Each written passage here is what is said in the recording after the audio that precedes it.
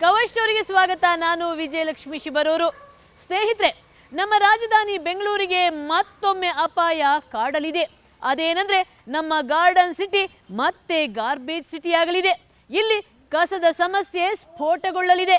ನಮ್ಮ ಸುಂದರ ನಗರಿ ಗಬ್ಬು ನಾತದಿಂದ ನಾರಲಿದೆ. ಜನರಿಗೆ ಭಯಾನಕ ರೋಗ ರುಜಿನ ಕಾಡುವಂತ ಎಲ್ಲಾ ಲಕ್ಷಣಗಳು ಕಂಡು ಬರ್ತಿದೆ. ಅದ್ಯಾಕಂದ್ರೆ ನಮ್ಮ ನಗರವನ್ನ ಸ್ವಚ್ಛಗೊಳಿಸುವ ಕಾರ್ಮಿಕ ಕೈಗಳು ಇವತ್ತು ಸರ್ಕಾರಕ್ಕೆ ಧಿಕ್ಕಾರ ಕೂಗ್ತಿವೆ.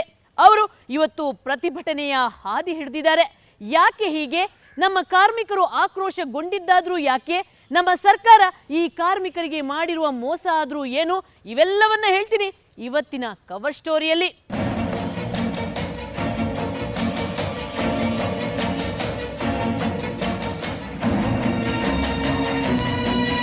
ನೆನಪಿದೆಯಾ ಆ ಕರಾಳ ದಿನಗಳು? ನಗರ ತುಂಬೆಲ್ಲ ತುಂಬಿರೋ ಕಸದ ರಾಶಿ.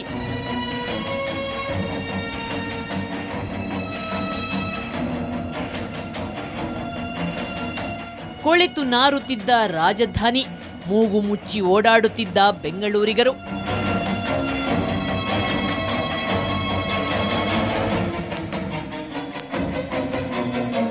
ನಾನಾ ರೋಗ ರುಜಿನಗಳಿಗೆ ತುತ್ತಾಗಿ ಸುಸ್ತಾಗಿದ್ದ ಉದ್ಯಾನ ನಗರಿ ಮಂದಿ.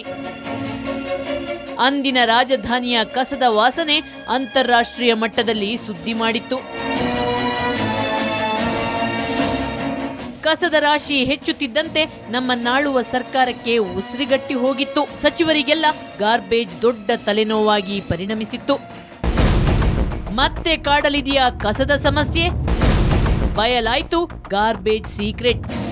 ರಾಜಧಾನಿ ಬೆಂಗಳೂರು ಮತ್ತೆ ಗಾರ್ಬೇಜ್ ಸಿಟಿ ಆಗಲಿದೆ. ಮತ್ತೆ ನಮ್ಮ ನಗರ ಕೊಳೆತು ನಾರಲಿದೆ. ಜನರಿಗೆ ಮತ್ತೆ ಮಹಾಮಾರಿ ಕಾಡಲಿದೆ ಅನ್ನೋ ಸೀಕ್ರೆಟ್ ಸುವರ್ಣ ನ್ಯೂಸ್ನ ಕವರ್ ಸ್ಟೋರಿ ತಂಡಕ್ಕೆ ಗೊತ್ತಾಗಿದೆ. ಕವರ್ ಸ್ಟೋರಿ ತಂಡ ಪೌರ ಕಾರ್ಮಿಕರ ಮೇಲಾಗುತ್ತಿರುವ ಶೋಷಣೆಯ ಅಧ್ಯಯನ ನಡೆಸುತ್ತಿದ್ದಾಗ ಈ ಸತ್ಯ ಬಯಲಾಗಿದೆ. ಬರೀ 1,000 ರೂಪಾಯಿ ಸಂಬಳದಲ್ಲಿ ತಗೊಂಡಿದೀವಿ ಮೇಡಮ್ ಅವ್ರೆ. ನಾವು 1,000 ಬಾಂಡ್ ಪೇಪರ್ ಅಲ್ಲಿ ಸೈನ್ ಹಾಕಿ ನಾವು ಸಂಬಳಗಳು ತೆಗೆದು ಸ್ಟಾಂಪ್ ಹಾಕ್ಬಿಟ್ಟು ಸ್ಟೈನ್ ಹಾಕಿ ಸೈನ್ ತಗೋತಾ ಇದ್ದೋ. ಒಲ್ಲೂರಯ್ಯ ಸುಟ್ಟಾಕ್ಬಿಟ್ಟು ಅಲ್ಟದ, ಅದನ್ನ ಸುಟ್ಟಾಕ್ಬಿಟ್ಟು ಅಲ್ಟಾದ್ರು. ಇವತ್ತು ನಮ್ಮ ಹತ್ರ ದಾಖಲೆ ಇಲ್ಲ. ನಾವು ಯಾರನ್ನ ಕೇಳೋಣ ಹೇಳ್ರಿ? ನಮ್ಮ ಜೀವನ ಹಿಂಗಿದೆ, ನಮ್ಮ ಪರಿಸ್ಥಿತಿ ಹಿಂಗಿದೆ. ಆ ಸರ್ಕಾರ ಕಣ್ ಕಾಣಿಸ್ತಾ ಇಲ್ವಾ? ಕಣ್ಣು ಮುಚ್ಕೊಂಡವ್ರ ಅವರು, ಕಣ್ಣು ಬಿಟ್ಕೊಂಡವ್ರ ಅವರು. ಇವ್ರದ್ದು ಬೆಂಗಳೂರು ಸ್ವಚ್ಛ ಮಾಡ್ಬೇಕು ಅಂತಲ್ಲ. ಯಾರು ಮಾಡ್ತಾರೆ ಮೇಡಮ್ ಬೆಂಗಳೂರು ಸ್ವಚ್ಛ? ನಾವು ಮಾಡ್ತೀವಿ. ನಮ್ಮನ್ನ ಮಾಡೋರು ಯಾರು? ನಾವು ಇಡೀ ಕಾರ್ಮಿಕರು ಒಂದು ಕಡೆ ಸೇರಿದ್ರೆ ನೀವೇನು ಮಾಡೋಕ್ಕಾಗಲ್ಲ. ನಿಮ್ಮ ಸರ್ಕಾರ ಏನು ಮಾಡೋಕ್ಕಾಗಲ್ಲ ನಮ್ಮನ್ನ. ಎಸ್, ಕಸದ ಸಮಸ್ಯೆ ಮತ್ತೆ ಉಲ್ಬಣಿಸುವ ಎಲ್ಲಾ ಲಕ್ಷಣಗಳು ಕಂಡುಬರುತ್ತಿವೆ. ಯಾಕಂದ್ರೆ ಬೆಂಗಳೂರನ್ನ ನಿರ್ಮಲ ಹಾಗೂ ಸ್ವಚ್ಛವಾಗಿಡೋ ಪೌರ ಕಾರ್ಮಿಕರು ಆಕ್ರೋಶಿತರಾಗಿದ್ದಾರೆ. ನಾವೆಲ್ಲದಕ್ಕೂ ಹೋರಾಟಕ್ಕೆ ನಿಂತ್ಕೋತೀವಿ. ಪರ್ಮನೆಂಟ್ ಅದು ಯಾಕೆ ಮಾಡ್ತಾರೆ? ಏನಕ್ಕೆ ಮಾಡ್ತಾರೆ ಅವ್ರನ್ನ ಪರ್ಮನೆಂಟು? ನಾವು ವಿಶ್ವಾಸ ಮಾಡಿರೋರು ಎಲ್ಲಿ ಹೋಗ್ಬೇಕು? ಏಸ್ ಬಾರು ಅಂದರೆ ನಾವು ಕೆಲಸ ಮಾಡಿದೀವ ಇಲ್ವಾ ಗಮನಿಸ್ಬೇಕು. ಅವರು ESPF ಇರೋದೇನಕ್ಕೆ? ಆಫೀಸ್ ಇರೋದೇನಕ್ಕೆ? ಕೌನ್ಸಿಲರ್ ಬಾಡಿ ಇರೋದೇನಕ್ಕೆ ಮೇಡಮ್? ಅವ್ರನ್ನೆಲ್ಲ ವಿಚಾರಿಸ್ಬೇಡ್ದ? ಇವ್ರು ವಿಚಾರಣೆ ಮಾಡಬಾರ್ದಾ? ಎಲ್ಲೋ ಕೂತ್ಕೊಂಡು ಎಲ್ಲೋ ಗೀಚ್ಬಿಟ್ಟು ಕಳಿಸ್ಬಿಟ್ರೆ ನಾವೆಲ್ಲ ಹೋಗ್ಬೇಕು ಮೇಡಮ್? ಇಷ್ಟು ವರ್ಷ ಮಾಡಿಬಿಟ್ಟು ಈ ಥರ ಎಲ್ಲ ಕಾಯಿಲೆ ಕಸಾಲೆ ಅಂಟಿಸ್ಕೊಂಡು ಇವತ್ತು ದುಡಿಯೋಕೆ ಆಗದೆ ಇರೋ ಟೈಮಲ್ಲಿ ಎಲ್ಲೋ ಹೋಗಿ ಸಾಯೋಣ ಮೇಡಮ್? ನಾವು 40 ವರ್ಷ ಅಂದ್ಬಿಟ್ಟು ಎಲ್ಲೂ ಕೆಲ್ಸಕ್ಕೆ ಸೇರಿಸ್ಕೊಳ್ಳಲ್ಲ. ಎಲ್ಲ ಹುಡುಗಿರು ಕೇಳ್ತಾರೆ. ನಾವು ಹುಡುಗಿರು ಆಗಕ್ಕೆ ಸಾಧ್ಯನಾ? ಇವಾಗ ಏಸಾಗಿರೋರು ಈ ಥರ ಮಾಡಿದ್ರೆ ಏನು ಮೇಡಮ್? ಇವರು ಇದಕ್ಕೇನು ಪರಿಹಾರನೇ ಇಲ್ವಾ ಇದಕ್ಕೆ? ಅವರು ಸರ್ಕಾರಕ್ಕೆ ಹಿಡಿಶಾಪ ಹಾಕುತ್ತಿದ್ದಾರೆ. ತಿನ್ನಕ್ಕಿಟ್ಟಿಲ್ಲ ನಮ್ಗೆ. ಅವಾಗ ನಮ್ಮ ಅಪ್ಪ ಅಮ್ಮ ಓದಿಸಿಲ್ಲ ನಮ್ಗೆ. ಏನೋ ಈ ಕೆಲ್ಸಕ್ಕೆ ಸೇರ್ಕೊಂಡು ನಾವು ಮಾಡ್ತಾ ಇದ್ವಿ. ಏನೇನಕ್ಕೋ ಸುರಿತಾರೆ ಇವ್ರು ಮಕ ಮುಚ್ಚೋಗ. ನಮಗ್ ಕೊಡಕ್ಕೆ ಏನ್ ಮೇಡಮ್ ಇವ್ರಿಗೆ ಬಂದಿರೋದು? ನಮ್ಮಂತವ್ರ ಮೇಲೆ ಕರುಣೆ ತೋರಿಸ್ಲಿ ಅವರು.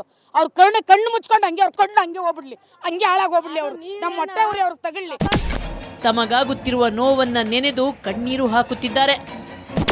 ಚಕ್ರ ಮೇಲೆ ಹತ್ಬಿಡ್ತು. ಅವತ್ತು 6 ತಿಂಗಳಿಂದ ನಾನು ರೆಸ್ಟಲ್ಲಿ ಅದನ್ನ ಎಷ್ಟು ನೋವು ತಿಂತಿದ್ದೀರಿ ಗೊತ್ತಾ? ನಾನು ಒಬ್ರು ಒಂದಿನ ಬಂದು ನೋಡಿಲ್ಲ. ನನ್ನ ಹಾಸ್ಪಿಟ್ಲ್ ಹತ್ರ ಬಂದವರು. ಮನೇಲಿ ಯಾರು ದುಡಿಯೋರು ಇಲ್ಲ, ನಾನೊಬ್ಳ ದುಡಿಯೋದು. ನಾನೊಬ್ಳ ಒಂದು ಮಗು ಇದೆ, ಜೀವನ ಮಾಡ್ಕೊಂಡು ಹೋಯ್ತಾ ಇದ್ದೀನಿ ನಾನು. ಇವರು ಈ ಕಂಪ್ನಿಯವ್ರು ಬಂದು ನಾನಾಗಲೂ ಬಂದು ನೋಡಿಲ್ಲ ಹಿಂಗಾಗಿದೆಯಲ್ಲ ಅಂತ. ES ಇದೆಯಲ್ಲ ಅಂತ ಹೇಳ್ತಾರೆ ಅಷ್ಟೇ ಹೊರತು ಇಲ್ಲಿವರೆಗೂ ಯಾರು ನನಗೆ ಇದು ಮಾಡಿಕೊಟ್ಟಿಲ್ಲ. ತಮ್ಮ ರಕ್ತ ಹೀರಿ ಬಂಗಲೆ ಮೇಲೆ ಬಂಗಲೆ ಕಟ್ಟುತ್ತಿರೋ ಭ್ರಷ್ಟ ಅಧಿಕಾರಿ ಹಾಗೂ ಗುತ್ತಿಗೆದಾರರ ಶೋಷಣೆಯಿಂದ ರೋಸಿ ಹೋಗಿದ್ದಾರೆ. ನಮ್ಮ ಕಷ್ಟ ಯಾರು ಮೇಡಮ್ ಕೇಳ್ತಾರೆ? ಎಲ್ಲಿ ತನಕ ಮೇಡಮ್ ಹಿಂಗೆ ಸಾಯ್ಬೇಕು ನಾವು? ಕೊನೆಗೆ ನಾವು ನಮ್ಮ ಸಾವನಲ್ಲೇ ಮುಕ್ತಾಯ ಆಗುತ್ತೇನೋ ಮೇಡಮ್? ಇದು ನಮ್ಗಂತೂ ಸಾಕಾಗಿದೆ ಮೇಡಮ್. ನಿಜವಾಗ್ಲೂ ಜೀವನನೇ ಬೇಸೆತ್ತೋಗಿದೆ. ಹಿಂಗೆ ಈ ರೀತಿನೇ ಆದರೆ ನಾವೆಲ್ಲ ಸಾಯಕ್ಕೂ ಸಿದ್ಧ. ತಮ್ಮನ್ನು ಪ್ರಾಣಿಗಳಿಗಿಂತಲೂ ಕಡೆಯಾಗಿ ನೋಡುತ್ತಿರೋ ಈ ವ್ಯವಸ್ಥೆಗೆ ಧಿಕ್ಕಾರ ಹಾಕುತ್ತಿದ್ದಾರೆ. ಪ್ರತಿಯೊಬ್ಬ ಪೌರ ಕಾರ್ಮಿಕರಿಗೂ ಅಷ್ಟೇನೆ ನ್ಯಾಯ ಬರಲೇಬೇಕು, ನ್ಯಾಯ ಆಗಲೇಬೇಕು.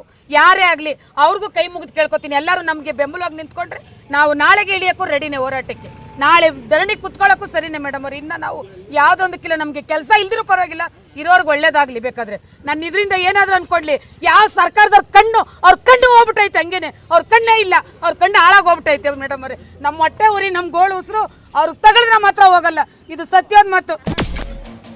ದಶಕಗಳಿಂದ ಈ ನಾಡನ್ನ ಸ್ವಚ್ಛಗೊಳಿಸುತ್ತಾ ಈ ನಾಡಿನ ಸ್ವಾಸ್ಥ್ಯ ಕಾಪಾಡುತ್ತಿರೋ ಈ ಸ್ವಚ್ಛ ಸೇನಾನಿಗಳು ಈಗ ಪ್ರತಿಭಟನೆಯ ಹಾದಿ ಹಿಡಿದಿದ್ದಾರೆ.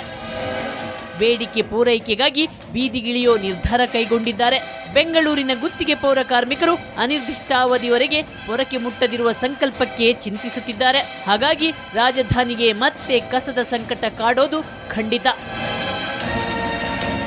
ನಮ್ಮ ನಾಡನ್ನ ಸ್ವಚ್ಛಗೊಳಿಸಿ ನಮ್ಮ ಆರೋಗ್ಯವನ್ನ ಕಾಪಾಡುತ್ತಿರುವ ಈ ಕಾರ್ಮಿಕರ ಆಕ್ರೋಶಕ್ಕೆ ಕಾರಣವಾದರೂ ಏನು, ಇವರಿಗಾದ ಅನ್ಯಾಯ ಏನು, ಇದೆಲ್ಲವನ್ನ ಹೇಳ್ತೀನಿ ಚಿಕ್ಕ ಬ್ರೇಕ್ನ ನಂತರ.